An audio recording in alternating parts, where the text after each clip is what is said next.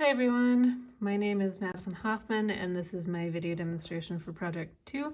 The goal of this project was to set up a temperature sensor connected to an Arduino, calibrate the sensor, and then use a round robin with interrupts design to get the Arduino to capture temperature data from the sensor and then transmit that to the host over a serial bus like USB.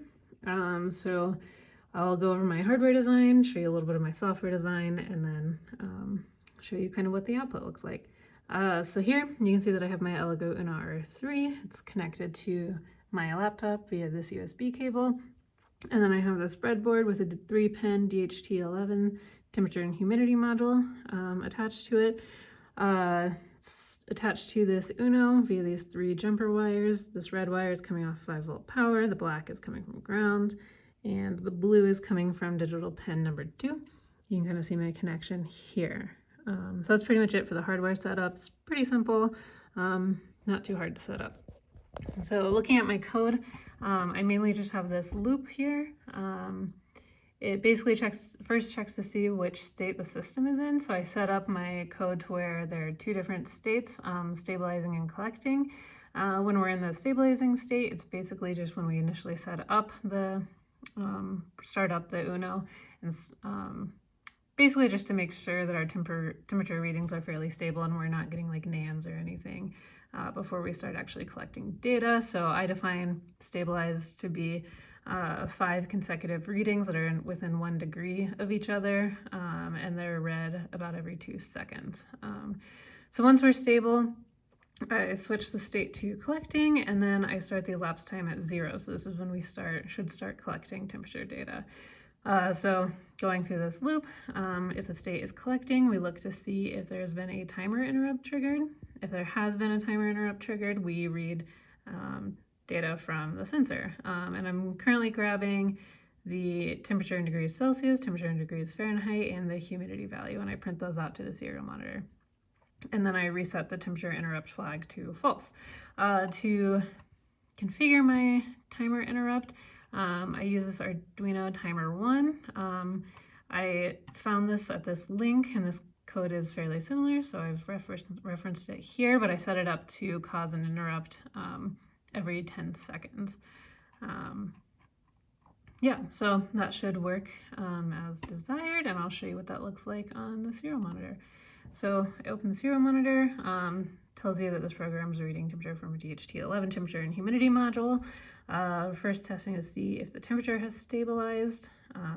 It's stable, so we're switching to collecting. And then we start reading off the data. So the first value, the 0, is the elapsed time in seconds. The second is the temperature in degrees Celsius. The third is the temperature in degrees Fahrenheit, and the fourth is the humidity. So I live in Colorado. It's pretty dry here, especially in my home. So the humidity is quite low, and that seems about right based on my Nest readings. The temperature, currently 91. That's obviously pretty high, but if you look at my sensor, it's currently sitting in direct sunlight in the middle of the day in Colorado. It's a pretty hot day, sun's pretty warm here, so I believe that, but I'll go ahead and move it to the shade under my laptop. So I'm just gonna move this over here, and we should see the temperature start to drop a little. Not yet, but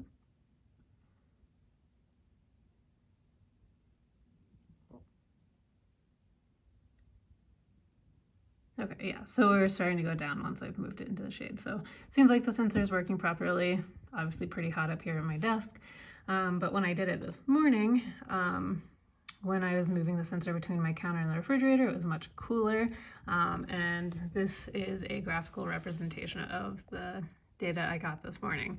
So this top line, this orange line, is the temperature in degrees Fahrenheit. The gray is the humidity, and then the blue is the temperature in degrees Celsius. So this morning when I collected all the data, I had the sensor sitting out on my counter for about 50 seconds.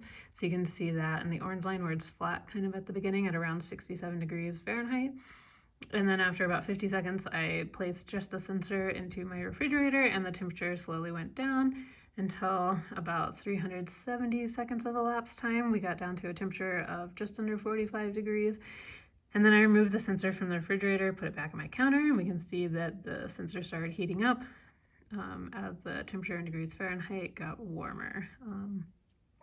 Yeah, so I think that's it for my video demonstration. Thank you for watching.